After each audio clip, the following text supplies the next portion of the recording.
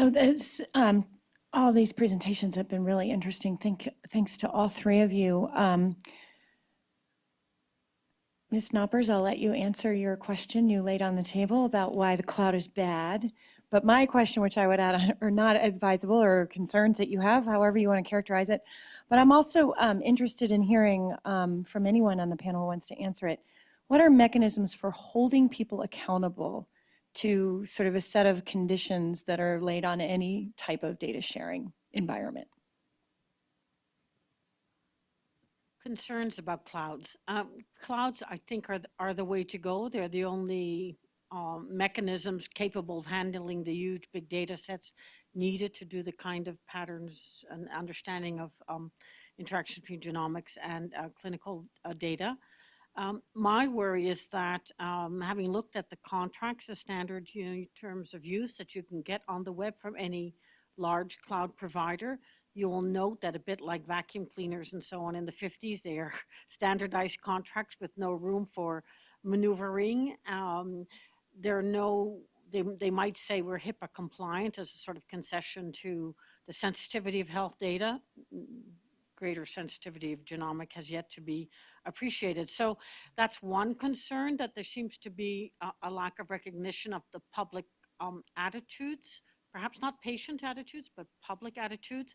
The second is the transferability of data between the clouds. So even within a particular system, if you look at this terms of use contracts, you'll note that in the case of fire, overload of the system, currency, changes in currency fluctuations, and all kinds of reasons, even though you've opted for a European cloud, which the Europeans want to do following NSA and all the rest of it, and believe me, that's thrown a real wrench into data sharing. Even if you've opted for a European cloud, or if you're in Asia, a Chinese cloud or whatever, there are situations where you'll be notified, if you've got one of those clauses, of your data being temporarily going somewhere else for any of those reasons. So what a good solution might be is to get these providers to allow, because of the sensitivity of health and genomic data, to at least say, if such a thing happens, please move it to xCloud. Because right now it's the algorithms that run the programs. There are no persons to contact to say, please, so it's done automatically. So it's sort of it's out of our hands approach. I think we need to address that before these kind of imposed generic clauses rule the day. So I might just say that there are a couple of things around the cloud. First of all, I think first of all, it's sort of a very ubiquitous term that's used in many different contexts and many different types of clouds. I mean, Bartha really spoke about commercial cloud providers, but there are definitely other models. And even within the commercial cloud providers, I think they see the potential. In fact, I was just talking to Dave Glazer at some length on the weekend from Google, who's chief engineer at Google, because there's clearly potentially very large business in this. And I think even though there are sort of generic situations, I think there's a willingness on behalf of the commercial providers as one type of cloud group to at least work. And I think the idea of running various pilots, which is something that we're very interested in doing, to explore this, and it's something that the Global Alliance is doing as well. So I think you've got to look at this broadly, and the point being, what's happening today may not be what's happening tomorrow. I don't know if you want to comment. I was going to comment on your other part of your question, but I'll wait. Do you want to say something? So I'll start there, and then you can jump in. Is to say, there are lots of levers out there. I mean, so one example would be, you want FDA approval on anything, you have to have this go ahead. And this is what we do with JCI, right? In order to get reimbursement from Medicare, your hospital has to be, Joint Commission approved, essentially, right? So another version of this would be to get the journals together as a condition of journal publication. Now, when you're talking about individual entities, you'd actually run into potential antitrust problems if they were thought to be conspiring in restraint of trade by requiring that someone put that to one side as a possibility.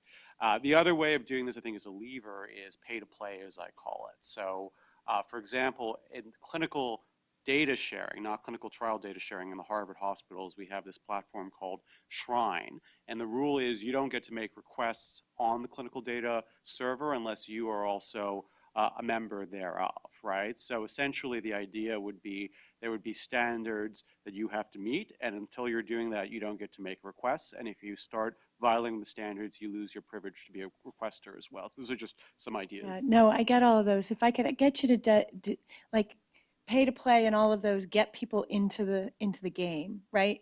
But then let's say there are a set of sort of provisions that you've gotten them to agree to.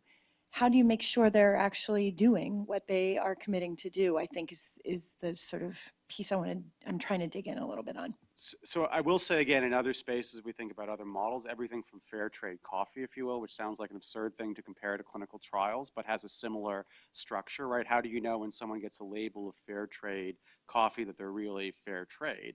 And the way they do this is often either you have private or quasi-private entities as auditors that audit either on a random basis, they sample, for example, or you have more public regulators do that. And I would think, so again, just to be a little bit too admin law-y about this, there's a distinction between the question of the auditing function and the question of the deterrence or punishment function, right? So one is a monitoring question, one is a punishment question, and you kind of need both to get the system working. I could sort of describe it from the point of view of what I would see happening in the federal agencies. And I think, first of all, the prerequisite to all of this is that you have to be able to uniquely identify the piece of data is that is being required to share. And you have to be able to do that very broadly.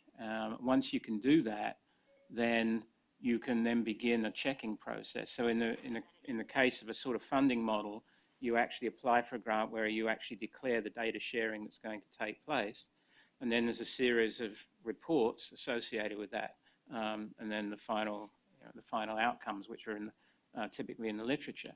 So at each of those steps, there's nothing to prevent, as I was trying to say before, some automated checking for that. So in other words, that if this is mainly speaking for myself, but investigators claim that in a certain period of time, the data that they produce is going to be available on such and such an archive.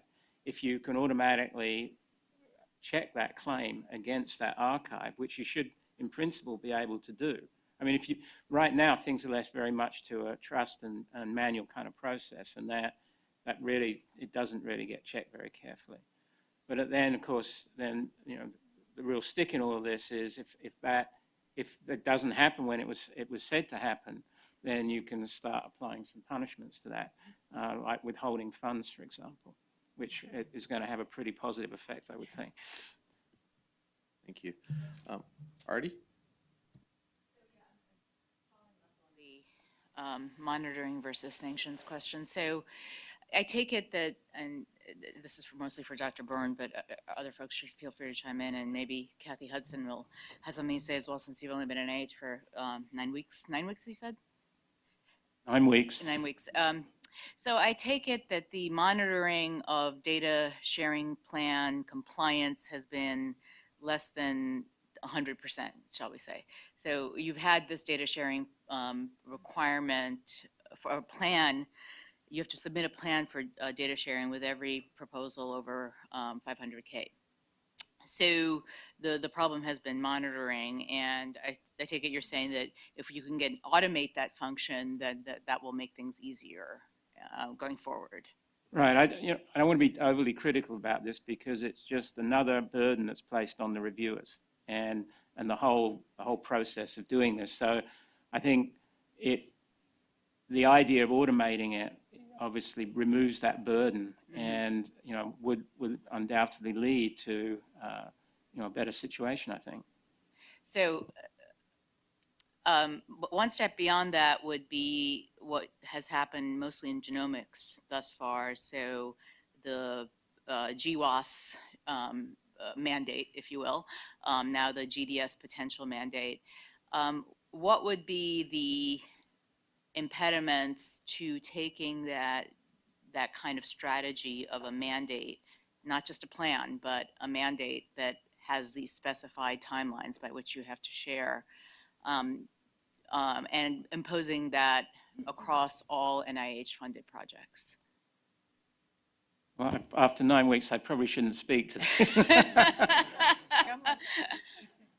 I'm going to help fill out. Thank you. I figured you'd show up, Kathy. So Artie, in response to your question about sort of what's been the problem with data sharing, Uh-huh. the problem in part has been that the request is very vague. Please tell us how you're going to share your data. Right. And as a former grantee, we, my group dutifully wrote, we will publish our results. And so it was very vague. Different programs have had more specific requirements, notably genomics. And so I think what we're looking at moving forward is that we can develop, with community input, sort of guidelines for what the standards are that need to be met for different kinds of data. So what do you mean by data? What needs to be shared, under what time frames, with whom, et cetera, et cetera, et cetera. And so I think the new structure that Phil is sort of overseeing will help develop that. So we'll have, we have the genome data sharing policy. We'll see other kinds of guidelines for different kinds of data that will then be expected in that data sharing section of the grant application. And reviewers will pay attention to it. And even more importantly, program managers will pay attention to it. And then there's something to monitor. But if it's just, I'm going to publish my data, you do, you don't. The investigator's not completely in control of whether or not their data gets published. I don't want to be a wet blanket in all of this, but I have to say the thing that worries me about, and it's perhaps not quite pertinent to the purpose of this meeting, but it's something I don't think you can get away from, and I think you should at least be thinking about, because there's already a leading indicator of what's happening here with regard to sharing. So the fact that the Public Library of Science, for example, specified that data needed to be, this is broadly speaking, needed to be shared if that related to the things that they were publishing, has created quite a lot of pushback, because essentially they said the why, but they didn't say the how. And they are themselves, and this is criticism of probably a majority of publishers, are unable to handle the kinds of data that would go with the publication themselves. So they then turn to third parties like Dryad to deal with that, which is not necessarily the ultimately successful solution to this. So I think whatever we do going forward with this, we have to be very cognizant of the fact that we need to have a mechanism, and I guess this is partly the subject of the next session. So I won't say anything about it now, but I think you need to have something in place that's going to enable that sharing to take place. And let me just inflect one thing on choice architecture, because when I hear this, it sounds like a choice architecture problem to some ways. You could have a strong default rule at NIH that the maximal sharing, however you define it, this is what you do, and then require people who are fighting you on that to give reasons as to why they want to do something less than that, and have that be reviewed. And that would change the way it looks. And Glenn, you mentioned the APA earlier, so I'll raise a point about the APA. So if we add a requirement for grantees rather than an encouragement or a request, that requires that we go through a notice and comment rulemaking process, which is not exactly nimble and quick. Right, so that was my thought, that you'd have to go through rulemaking to put that in as a requirement. And I guess you did that with GWAS and with GDS, or? We did notice and comment. We didn't do it as an NPRM final rule process. We did it as draft guidance, and we'll do it as final guidance. So it meets the standard and spirit of the APA, may not hold up in court if somebody wanted to challenge us.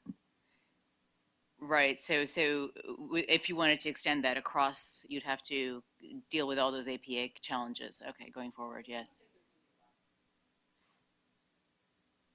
Bernie.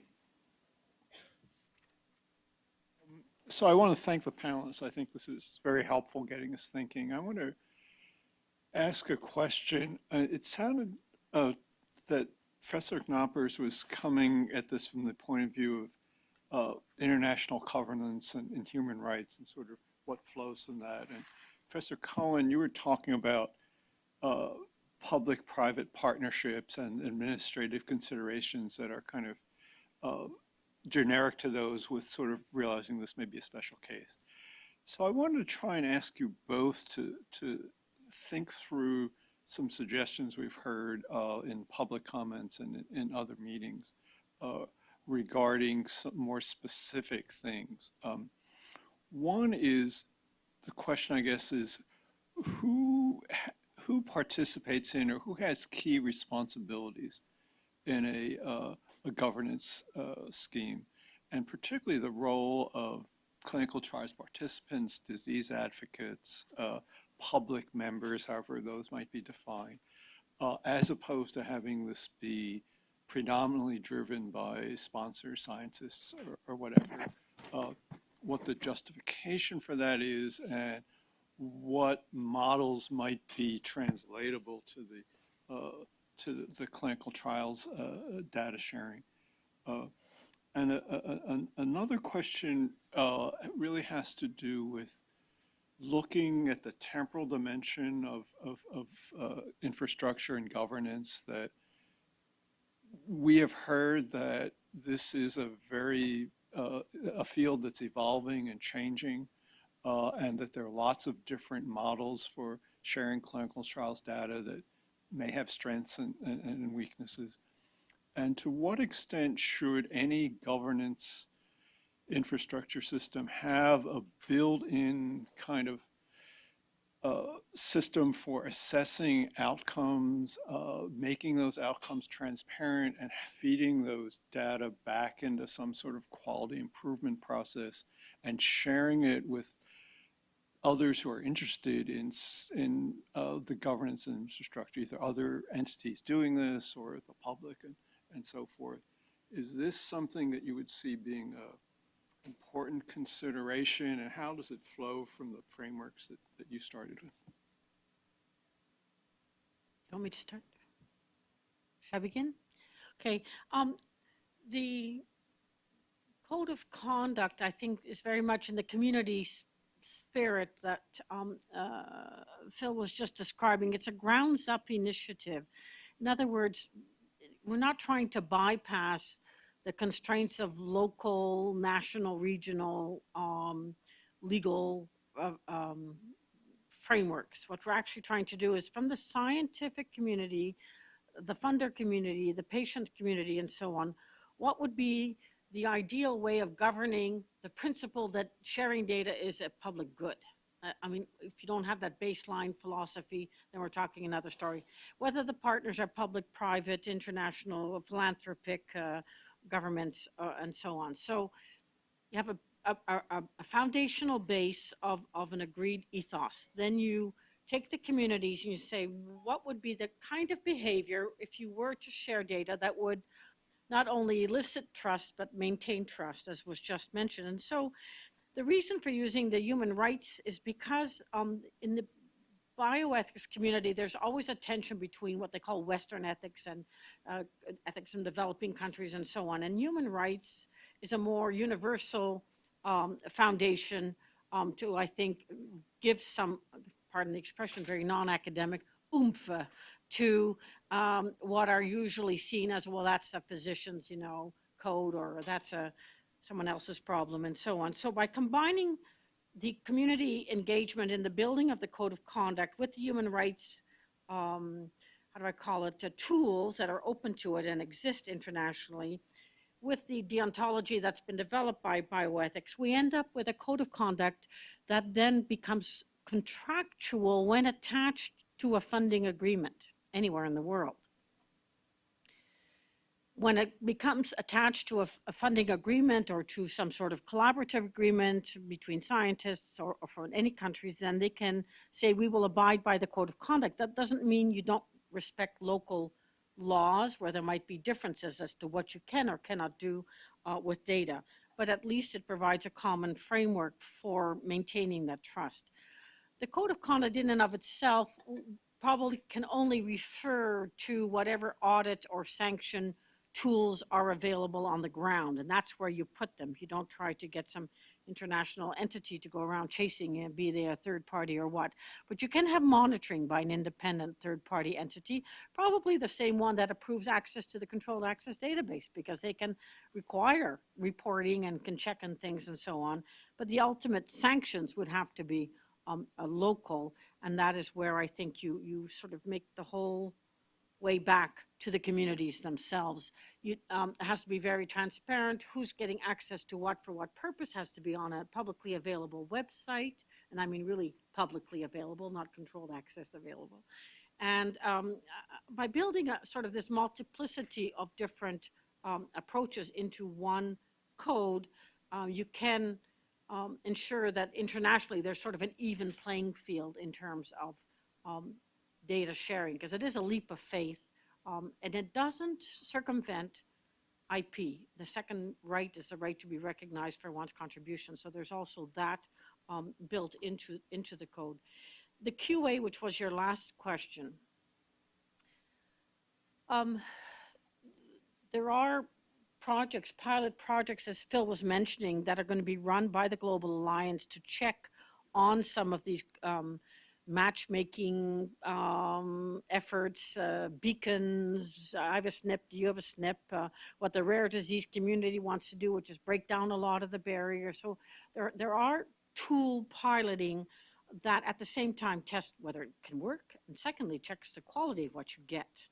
There's no sense sharing data if it's not good. And the earlier morning discussion about putting in the funds for maintaining, curating, annotating, improving, and make sure that anyone who uses it sends their results back, I think is where, if you were to put any priority on anything, it would probably be there, because your researchers can only do what they can do. And if there's no funds for that, then the whole system implodes. Let me take the two questions in reverse order. I think they're both excellent. On the QA element, you have the following, I think, puzzle or problem, which is the following. Ideally, if I were just going to set this up, if I was czar, I would put a sunset provision in with a default that pushed action that said this rule will govern for only 3 years, and at the end of it, let's start over. Problem with doing that is the more formal you make that sunset, the more likely you are to build in transaction costs like the APA problems that Ms. Hudson was talking about. So there may be reasons why. So you have this kind of trade-off between the formality, which will make it serious, which will really force people to the table, but also the transaction costs involved. In the human rights world, so again, I take the invitation to think about the human rights analog. One thing that's nice is we have a whole set of non-governmental civil society entities that perform a monitoring function. We have Human Rights Watch and the like. For example, Amnesty International doing their own reports and critiquing the UN and others, as well as individual nation states. In this space, I don't know that you have those civil society efforts in place in such a way to hold the feet to the fire. And I also think there is the difficulty that because of what you're holding the feet to the fire about is secrecy, there is going to be difficulty in accessing the information that you need. So in this way, I think that actually you may need to do something more like an inspector general mechanism where you have somebody who's empowered within the agency but also separated from it to look and see what it's doing and to give feedback and to commission reports. And it's possible this might also be, if the IOM recommends the creation of a third-party entity, it may be that this ends up being part of the mandate of the IOM's piece of this to prepare reports to some outside. On the question of how to involve individual patients, here I see three kind of analogs from the most involved to the least involved. The most involved would theoretically adopt the IRB model, where, and by the way, I'm talking now just about the standard setting piece. I think when it comes to compliance enforcement, you don't want patients involved with that in particular. We're talking about setting up the standards and the rules and answering those questions. The IRB model would actually have patients or patient groups sit on the governance structures that create each of these elements and also be involved in, for example, reviewing requests, right? The same way community members are engaged in IRBs. Now, whether you think that's a good idea or not will depend a lot on how you think community engagement in IRBs has gone and also how the complexity of these problems relates to that. The middle model is what I'll call the shareholder model. And the notion here is that patients end up playing a role of electing people who will represent them, sophisticated kind of parties. And we have a mechanism by which individual patients or patient groups get together and get to recommend, and then their representative ends up fulfilling those functions of the standard setting. And the third model, which is the least involvement of patients, is what I would call the constitutional model. And here the idea is that patients and patient advocacy groups are involved at very large, high-level principle setting like a constitution. But then there is a delegation to a Congress of technocrats, people with expertise, to draw up the actual rules within, but in conformance with some of the principles of the Constitution.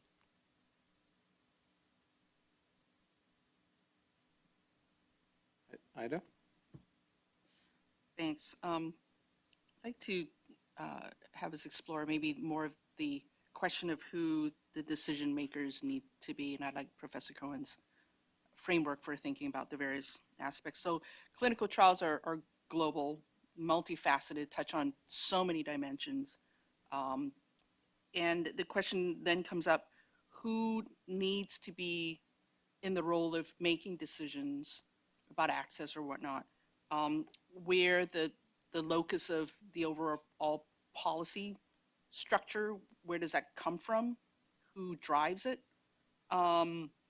Certainly the data can be kept in different places. The QA, the QI function can be distributed, but sort of where does this all come together? And does this need to come together in one entity as a decision maker? Is this a distributed function? Because I think it comes up a lot, do we need one global entity to do this, or is this something that can be, in different jurisdictions, and whether there are models around the world that we might look to?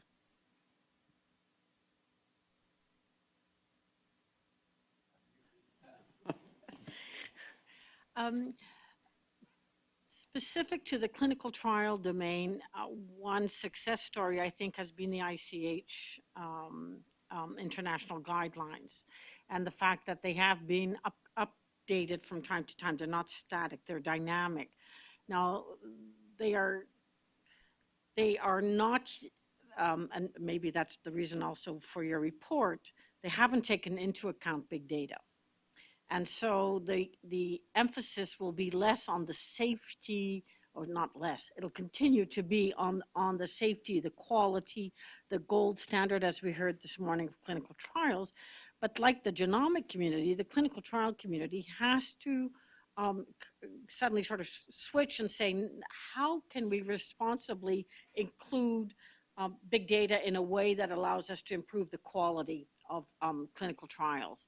And that is where the model that you eventually take right now, I would say, because you're dealing with data and because you're dealing with a political climate where using big data, particularly in Europe, has gone, outside of Europe's borders, has gone sour.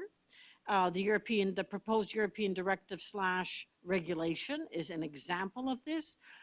It's been 10 years in the making. It's gotten through the first level of adoption. There's one last, quote, kick at the can, where now exemption for historical, statistical, and scientific research has been removed by the European Parliament.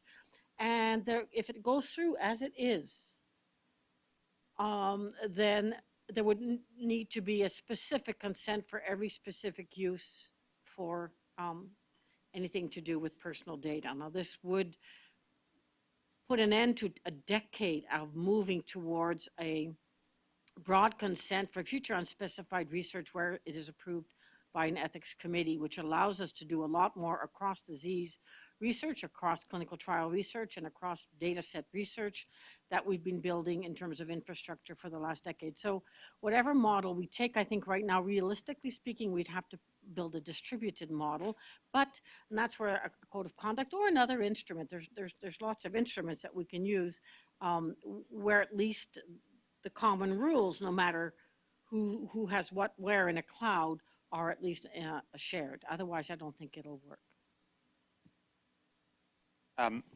So I'll say that I think the IRB version of this is not going to work, or I would not recommend it for the following reason, is that while in the IRB world we can have a core of the common rule and we can have lots of local variation in terms of how individual distributed networks deal and interpret it with this, here because what they're generating is going to be, if someone says disclose this, it's disclosed, right? So there is basically the decision maker that pushes for the most open access will basically control all the other decision makers.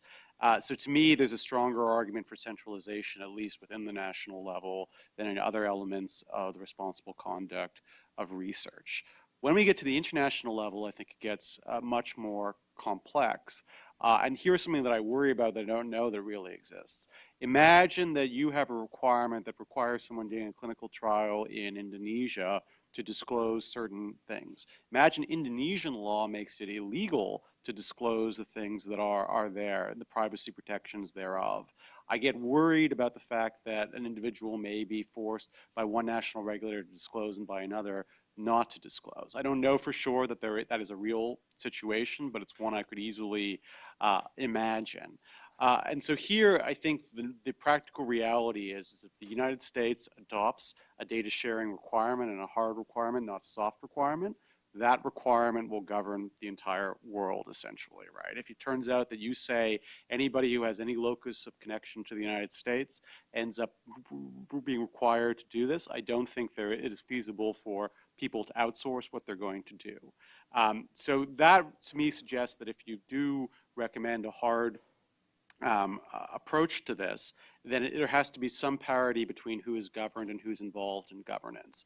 And it may require something like, in the standard settings section, having delegates from many of the jurisdictions where a lot of the research is going on, and having those delegates represent the individual patients. Now that's a very different model than the kind of consensual approach of many of these covenants. But I do think it's a practical reality that whatever the United States does will end up being big in this world and probably will drive the rest of the world. Although that may be true of the EMA as well, to be perfectly honest, in the other direction. As you know, there's been a real reaction against the fact that NIH rules in international research communities around the world. This has been one of the explicit reasons why the H3 Africa Consortium, funded by NIH and the Wellcome Trust, has been at pains to distinguish itself by developing its own internal, while respecting the majority of other international requirements, including the NIH, of making very certain that their own rules for data sharing respect the values, customs, fears, and concerns of the continent. Similarly, I think there are other instances where we have seen that this kind of my rule or no go is no longer acceptable in the international community, and that comes from the patients themselves. I'll speak to the rare disease community, though Sharon can probably speak to that better than I can, where the patients themselves say, well, there may be constrictions, but if what I'm, or restrictions, but if what I'm doing is not illegal or against public order or public policy, we are going to share our samples and we are going to share our data. And so you get the democracy, the grounds up movement as well. I would highly recommend a particular sensitivity to the various political and cultural concerns of different regions of the world, because you can only benefit by having gaining statistical significance through international cooperation and making sure that your data reflects the heterogeneous nature of modern societies in terms of their origins and cultural differences. So I would be very careful about that. Devin. I'm glad to have another chance to ask a question. Bartha, you were talking about the, or I heard from you, and you can tell me if I was wrong about this, additional sensitivity related to genetic data or biospecimens. And I'm wondering whether what we need to consider, because I think we're going to potentially have clinical trial data that is of lots of different dimensions. And is there a need to sort of think differently about different types of data, or would you urge us to sort of think that all of it may raise equal degrees of sensitivity and think about recommendations that would speak to all types of data? And anyone else is interested in, who might be interested in chiming in on this is welcome. But since you sort of alluded to this, the cloud providers don't necessarily understand the sensitivity of this data, I wanted you to have a chance to say more about that. The first time I came to Washington, not to Washington, but to Washington in a venue such as this was when the Human Genome Project was announced, and in 1991, NIH created a committee on insurance and genetic data. And since then, that's a long time, we're fighting against what we call genetic exceptionalism, because there's many kinds of personal data that we know are equally sensitive, and depending on your environment, you may or may not consider your own genetic data to be special, exceptional, whatever. Unfortunately, the battle has not been won. My own personal view is that economic, health, genetic, and so on are all personal data, albeit with various degrees of sensitivity. Moving forward, even though the European directive/regulation has singled out genetic data separate from medical data, which is to me a mistake, we must take into account, that doesn't mean we have to build the structures that continue to exceptionalize genetic data, but I think we at least have to be vocal in the fact that we've recognized that there are different types of medical data with different sensitivities. But I would not create any separate system. I would continue to say, just like with, this is a quote from a clause in every consent form, just like with other medical data, there may be insurance or employment issues or something like that. So it's a continuing battle, and I don't think we've won it at all. If I was to speak as a researcher, I think if we treat these different types of data across the translational spectrum differently, it's really going to slow down research. So the more we can do towards generic recognition, the better. So in theory, I agree completely with my two learned colleagues. I think the relevant question is the risk of re-identification, and that may or may not maps onto some genetic, not to others. So I think they're absolutely right. Now that said, here's one thing I'd want to know the answer to. Is there a group of people if whom you were to tell them that basically your clinical trial data is now going to be available in the cloud and it's well known and shared, is there a group of people who their willingness to participate and their likelihood of participating changes as to genetic data versus other kinds of data, right? Is there a group of people who require additional assurances and important in recruitment? I don't know the answer to that. It may be that there's a good literature on this subject specifically as to the notion of more broad sharing of that. But if you were to see a major recruitment problem be created by the existence of data sharing of genetic material, that would to me strike me as a relevant fact, even though I think the people who have those preferences are incorrect. I take preferences as they're given when it comes to people participating in research. Bernie? I wanted to ask the three of you to comment on some other issues we haven't touched on yet, and just give you a chance to speak. I'd like you to share your thoughts on feasibility and sustainability. Earlier this morning and in previous meetings, we heard a lot of discussion about the very practical issues of how much is this going to cost, who's going to pay for it, how should those costs be allocated among various stakeholders, including the sponsors of clinical trials, the researchers and the research institutions, those people who request data.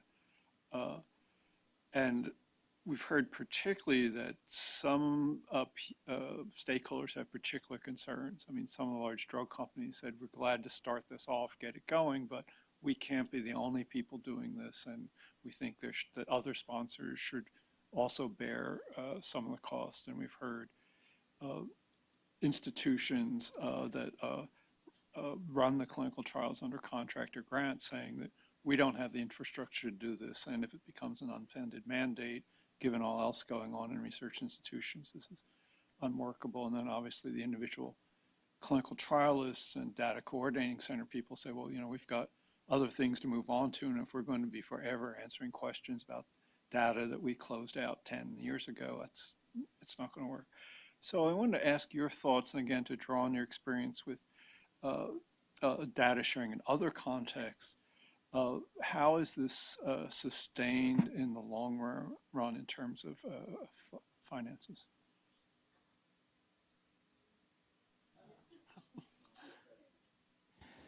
So I would say I'm about halfway through in my 9 weeks of going around and visiting the 27 institute and center directors of the NIH to essentially get their sense of where we should go with respect to data science. And certainly it was in my statement I wrote before I even joined the NIH, sustainability was my biggest concern. It's also I would say their biggest concern as well. And it's not surprising when you look at flat budgets and then you look at I was just showing a graph in a talk this morning where if you look at the nucleic acid research database issue and you look at that, the growth in the number of entries in that, this is not relating specifically to clinical data, but we're clearly in a completely untenable situation. I mean, and you could argue we're actually on the apex of the exponential growth curve where this will just become just completely out of control. Whether that happens remains to be seen, but it's certainly something to be thinking about. And then, of course, you start getting into the kind of arguments of actually what it really amounts to finger-pointing arguments, which is those who pay for the data versus those who use it. And so if in the context of, within institutes of the NIH, for example, certain institutes might be paying the majority of the cost to maintain a data resource, but it's actually used much more broadly by the community outside of that particular institute and its associated disease, whatever it might be. So there are these questions of equity in how you handle this. And so these are just a couple of the problems. I think also the way that such grants are reviewed don't actually call for good sustainability models. I think most of the providers of data at this point in time believe that their idea of a sustainability model is asking for more money from the federal government. Well, clearly that doesn't scale. So the notion of bringing business models into how we manage this kind of data, which is very alien to, particularly obviously in an academic environment, to the way of thinking, really has absolutely got to come into play. And, and then there are all sorts, so these are the problems of sustainability are easy to state. The solutions, are much more difficult. One idea that we've been bandying around is what we call, say, the 50% model. That is, you renew a resource, but you say, okay, after a period of X years, 3, 4, 5 years, at the end of that, you will not get more than 50% of the money it costs to run the resource from the federal government. And then that's then pushing the notion of creating business models that would actually sustain the resource for a longer period of time. So, it's just one example. I'm a PI. I have over 27 projects on the go. Someone asked this morning, what are the personal costs? And then they asked about the other kinds of costs. I think the system is failing researchers, whether you're in clinical trials, genomic basic research, or in consortia that are disease specific and are international. The IRB requirements, the funder reporting productivity and budgetary reporting requirements are absolutely draining away the energies and goodwill and passion of researchers. And this goes around the world. It's not the United States, it's not Canada, it's not Europe, it's around the world. So the costs of research and the willingness to share and the ability to share are at the failure or inability or lack of interest in doing so could be 50% attributed to those factors. I would go exactly what Phil is saying. I'm very much for infrastructure science. So however you do it, consortia or international, whatever, when you build these infrastructures, when you build infrastructure science that supports discovery science, resources, biobanks, a large population, longitudinal studies, and so on, I like the 50% model. I think you have to give them about, my own experience with biobanks is you need about 5 years because they have to get everything ready for people to access. And then to have a business plan with a 50% ongoing sustainability coming from the public sector or a cost with plus cost recovery, and then actually have the become sustainable in the long run. You can never expect infrastructures to be 100% sustainable unless you create a company for profit. So one practical comment and one less practical comment. The practical comment is just to say, how is this done elsewhere? In the third-party verification, the third-party certification kind of method, like the Joint Commission, basically the person who wants to get certified and get the thumbs up usually pays for the review, the auditing, and for all this. So that is how it's done in some parts. Obviously, that creates barriers to entry in many of these areas. The less practical suggestion is just to suggest that one way of thinking about this is whether you view the sharing function as inherent to the data, to the enterprise, or as an add-on. So one way of framing your question, and I don't think this is the way you intend to frame it, is there's regular science, that's what we do, and then there's all the stuff that the government makes us do that makes us unhappy and costly and takes us away from the budget of regular science, right? The other way would be to view this as just as much a piece of regular science, another piece of it. And just as, you don't get to ask for more for your IRBs, you don't get to ask for more for any of these other things, the reality is this is as much of the enterprise that you're involved in. So making you internalize the cost of it is just saying that you have to be involved with the entirety of the cost. I'm not sure if that's right, but that's where I start by asking myself which of the two models is kind of the right way of thinking about this. Would just add, if I could, one other aspect of sustainability which hasn't come up yet, and that really relates to best practices. I think the way a lot of these data resources are managed don't actually comply with best practices. And it's not necessarily a criticism, it's the way they evolve. And I think there could be lots of gains by actually using mechanisms, particularly in our case through review, that actually fosters best practice. One comment in my wish list of all the activities needed to make the Global Alliance work, distributed as it is, one of them was a privacy safe haven, which was another tool that's being built. And this would be, what are the attributes needed, whether you call it a trusted third party, whether you call it an independent broker, however the label, or a privacy safe haven, as they've already called it in the UK. What are the attributes of a holder of data, both recipient and, for access and so on, and curating ongoing, getting results back? What are the attributes that are sufficiently secure and respect the consent and the privacy and so on, that any country that says, I'm sending my data to X, doesn't have to produce the 50-page security plan of in undecipherable algorithms or whatever. So the privacy safe haven approach is meant in the future, if we figure out what these attributes are, to streamline the data sharing process in order to say these are safe, trusted, recognized, certified places to leave, to deposit your data. So as we just wrap up our session, we'd like to ask the panelists if you have any additional closing comments to make before we bring this session to a close. We'll start with Glenn. So I'm intrigued by the suggestion of the human rights model and treating this as a human rights problem. And I think that if you do adopt that view, things look quite different, that there is a right to information, there is a right to credit and the like. I will say that's very foreign to the way we tend to think of data sharing in the United States, but that might be an endorsement to it. But I was intrigued by this notion. I guess I'll follow then. It's true, it's absolutely throwing traditional sort of policy making on its head. That was the very reason for it.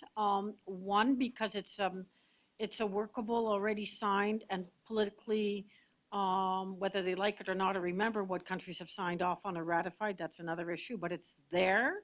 There are tools to bring governments to recognize these rights. And so it's a new way. I guess I just got tired of policy making sort of being, like this policy growing trees. Oh yeah, write me a code. I need a consent form. Oh, well, IRBs over there are where you should go because they're easier than IRBs over there. And don't ever get a PI who comes from X country because you'll never get anything through.